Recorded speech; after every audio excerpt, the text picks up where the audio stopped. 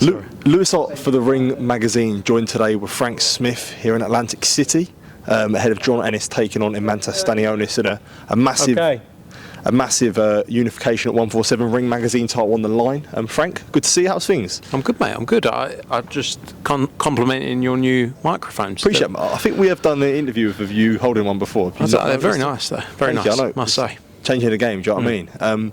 But yeah, a good press conference here today. It's all respectful, do you know what I mean, between the two. They're never going to start flipping tables and that, but all bodes for an amazing, great fight on Saturday night. 100%. Look, these are the fights we need to make in a sport.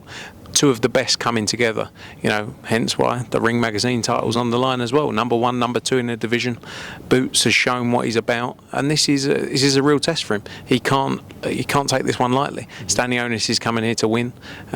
You saw the build-up program, I'm sure, the content, the fight camps. They've given it everything. They know how important this moment is, and it's a big night. Excited for it. Based off the Chikadze fight, how much do you feel like Boots has to prove in this fight? Because obviously it's a massive step up, probably the hardest fight of his career so far. And I think it's fair to say probably people will sort of look at this fight taking on someone like Stanionis, based off his last fight, with probably a bit of jeopardy for Boots. Yeah, look, I think in that fight, that mandatory fight, it's probably... Look, I'm not an athlete, but once you've gone in and beaten someone, and he won that first fight very clearly against Karen, and when it gets ordered again, it's probably quite disheartening, and it's probably not what you want and what you can get up for, in all truth. I'm not making it, again, I'm not an athlete, but I can imagine if you are an athlete and you're training for something, you want to be motivated by something. This is the kind of fight that he will be motivated for. Every fight you've got to take seriously, but this is the kind of fight he knows he needs to be at 100% in. Because Stanionis is coming to win. He's a world champion in his own right, and like I say again, it's the best two in the division coming together. Yeah. When you look at Boots as well now, and you look at, I guess, not the pressure, but the tag that he was put around about sort of being this almost future of US boxing, and I think, look, when you look at the sort of the faces coming through, he's probably leading the charge. When you look at the success that you had both times in Philly going there, and you look at Saturday night, think he's well on his way to becoming that? 100%. There's no one doing numbers like he is, like apart from maybe Tank, obviously Canelo, as we know. People aren't doing numbers like Boots is doing. He had 15,000 for the first fight we did with him against Avanesian in Philadelphia. I think it was 11 or 12,000 for the second fight we did against Karen. And look, I'll be completely open, it's a hard sell, the rematch of a fight where he went in the first one and won every round. It's not the easiest thing to sell. And here we're going to have close to 10,000 people there on Saturday night. The days of Atlantic City having those kind of numbers, it was a risk to bring the fight here because shows haven't done those kind of numbers. I was here when Andre Ward fought Carl Froch. I think I was 19 years old. I was sneaking around trying to be able to get into the casinos and things. I probably didn't do it too well, but it was a risk bringing it here, but it just shows what he's built, the profile he's built. When we signed him, we said people knew how good he was, but he never really had that backing, that promotional support to build what he's got now. And I think he's only going to continue to grow and grow. Do you think there's a future at Boots at 147? Because a lot of people made comments about how he looks, especially the photos that he posted on Instagram yesterday and today.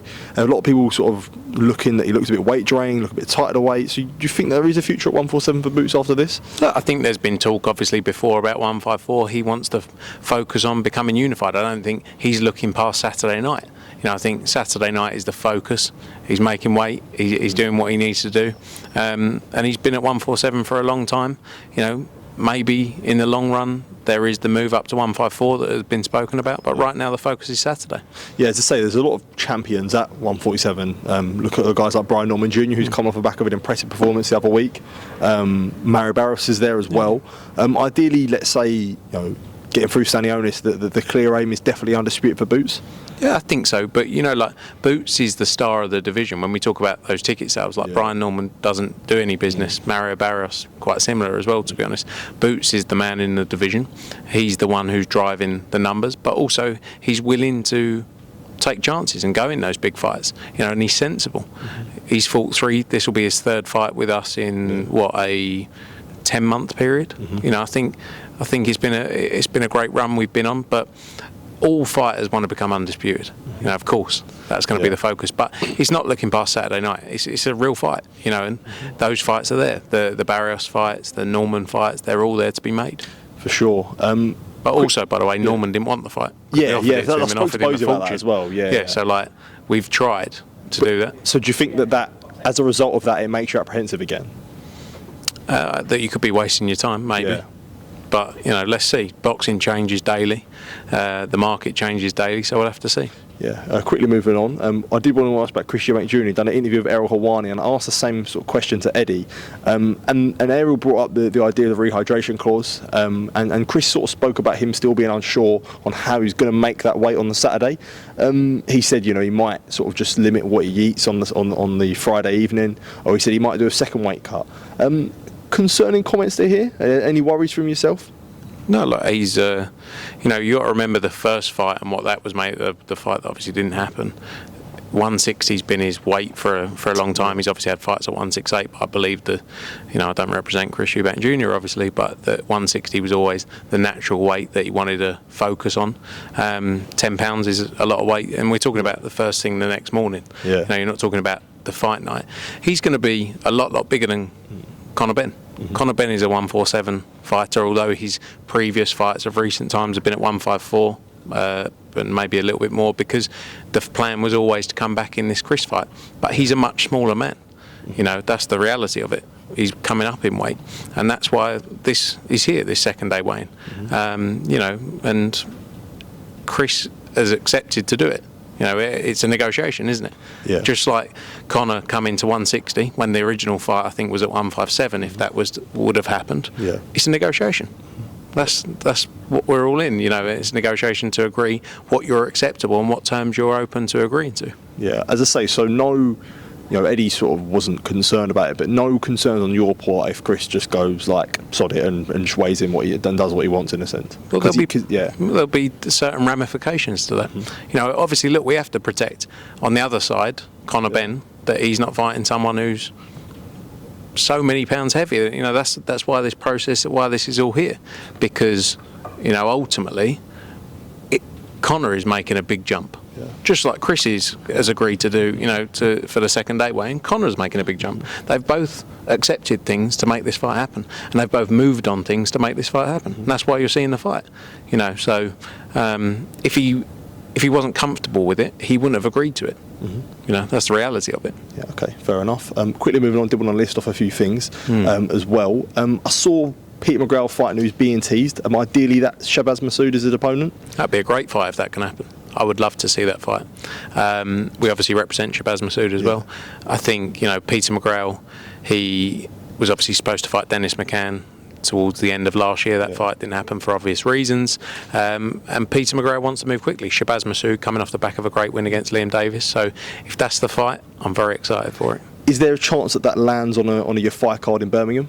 There is a chance that fight, if it was to happen, could happen in Birmingham, and it could involve the guy called Galauya fight as well. Yeah. Is there an ideal timeline for that return, or? We're looking at June time for that show, but it's still back and forth. There's a bit of work to be done, but I think that's a great show if we can make that happen. Yeah. Okay. Topic I wanted to touch on as well. Obviously, the announcement of Ellie Scotney joining MVP. And before we touch on her departure, I guess the move that MVP are making in women's boxing, they've signed a lot of female fighters. Dina Forsden being another one. Alicia Baumgardner. Matchroom obviously put a lot of money and invested a lot into women's boxing with fighters that have been mentioned as well, with Baumgardner, Scotney, Katie Taylor. And they obviously announced their card for July 11th as well. What do you make of the plays that MVP are making in women's boxing? Look, I'm always open. Any investment in the sport of boxing is great. We're in a tough sport, a dangerous sport, where fighters get in there and put their lives on the line. Ultimately, they deserve to make as much money as possible. Ellie Scotney, we had the opportunity to match her offer. It was a great offer. And I texted Ellie and said, look, it's been a pleasure to be involved in your career to this point. I wish you all the best. Doesn't mean it's the end. Anything could happen. It's a crazy business and a crazy sport we're in. But when people get offered a big opportunity, go out there and take it. Fair play to them. And I don't think, I think MVP are doing great things. Yeah. I think it shouldn't take away from what's been done in the past, though. You have to look at history and go, okay, during this period, they did that. I feel like we invested heavily into female boxing. I feel like Eddie was a big supporter and, someone who pushed heavily female boxing. Katie Taylor has done tremendous things for the sport and is probably a major key part of why it is where it is today. But I don't think you should take away from that history of what's been done in the past, but I think we should look positively at the future and go, fair play, they're doing great things for the sport, they're doing great things for, you know, female fighters specifically, and yeah, good luck to everyone. Do you think it can be successful?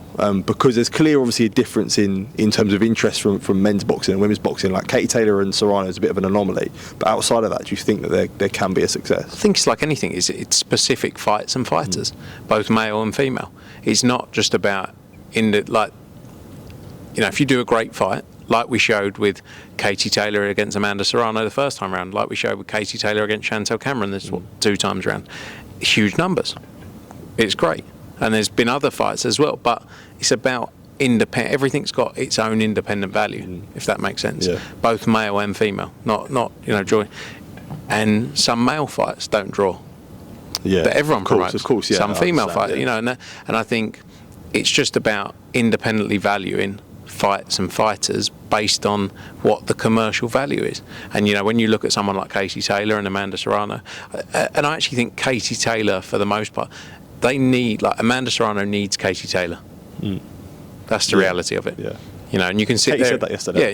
Yeah, and I agree with that. Yeah. Katie Taylor is a trailblazer, and what she's done for the sport is, you know, unprecedented, and you know, she deserves so much credit for it, right? And I'm not taking anything away from Amanda Serrano by saying that, but just like anything in life, there's always going to be someone who does more, you know, than you in whatever field it is. And I think Katie Taylor's a huge part of it, and without Katie Taylor, Amanda Serrano wouldn't have a moment this big. And I think, you know, you can sit there and go, are the highest paid female fighter or maybe or athlete?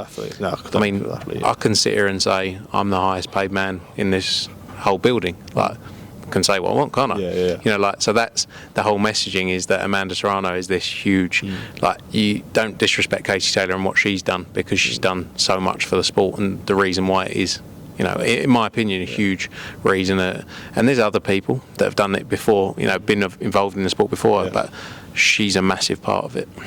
Yeah, before I do let you go, I wanted your thoughts on Mauricio Sulaiman's comments on disclosing the Bivol turning down the $8 million for, not $8 million, sorry, $8 million, my apologies, for a fight with David Benavidez.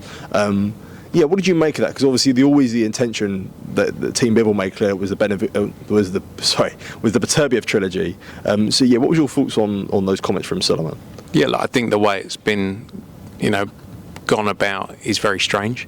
But Dmitry Bivol was the undisputed like heavyweight champion of the world, and he just won the belt and won. And you know, look, he's got other mandatory obligations as well. You know, the IBF, the W.